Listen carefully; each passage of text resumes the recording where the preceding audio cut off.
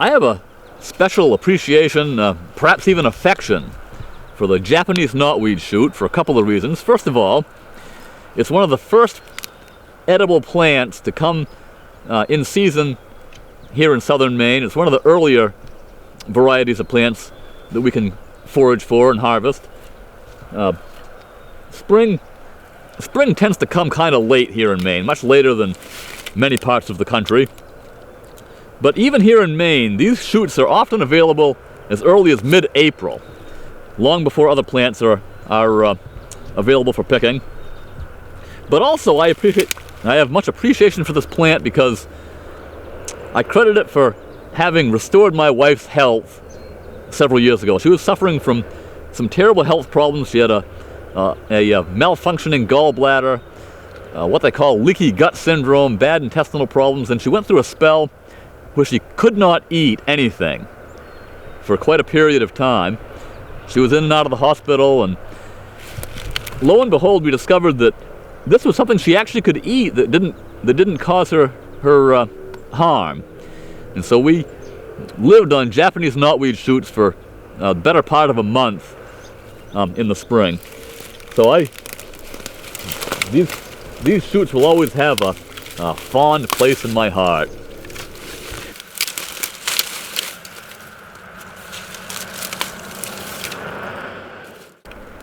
Japanese knotweed is a very easy plant to identify. It has no inedible lookalikes.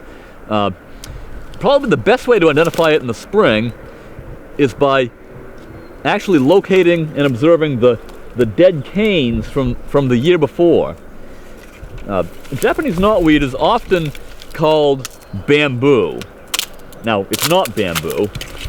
Anybody who's ever used bamboo can tell right away that there are some very important differences. You know, this would not make a very good fishing rod, for example. As easy as this breaks, as brittle as it is. But it does bear a superficial resemblance. It has these nodes along the stem, which bamboo also has. It grows fairly tall, as bamboo does. Incidentally, they're not even related. Bamboo is actually a member of the grass family, and Japanese knotweed is not. But it does bear a superficial resemblance, and when I was a kid, that's what we called it. We called this bamboo. You can actually see these dead canes from a distance as you're driving down the road. They really stand out. They grow in colonies and clumps, and when you see these canes, quite often in the spring, you won't see the shoots. The canes are quite tall, and the shoots are often buried down underneath the bases of these canes. So, you know, you can see here we have shoots that actually are protruding above the canes, but we could have picked these shoots a week and a half ago when they were only this high. Now, these shoots are still edible at this stage, but in the spring, quite often you'll see a patch of these dead canes, and if you actually pull over on the side of the road and get out of the car and start digging around, you'll notice that there are edible shoots long before you thought there were. You know, for example, if we look down in here, I break these canes away here. Now, of course, we see these shoots that are protruding up above the canes, but we break these dead canes away, and look, there are shoots way down underneath that we never would have even noticed. Yeah, the very best Japanese knotweed shoots are the young, tender ones that you don't see at first until you break away the old dead canes, like these beautiful specimens right here. Oh, aren't they lovely? They're tender and delicious all the way down to the ground, and I think the flavor is better personally when they're a little bit young. Now that is a treasure trove of perfect Japanese knotweed shoots right there.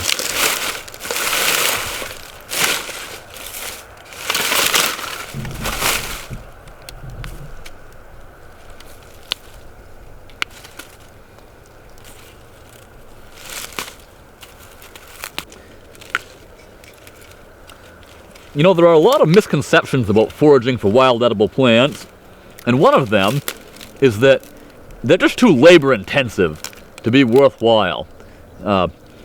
You can spend all day picking and just barely get enough for one meal.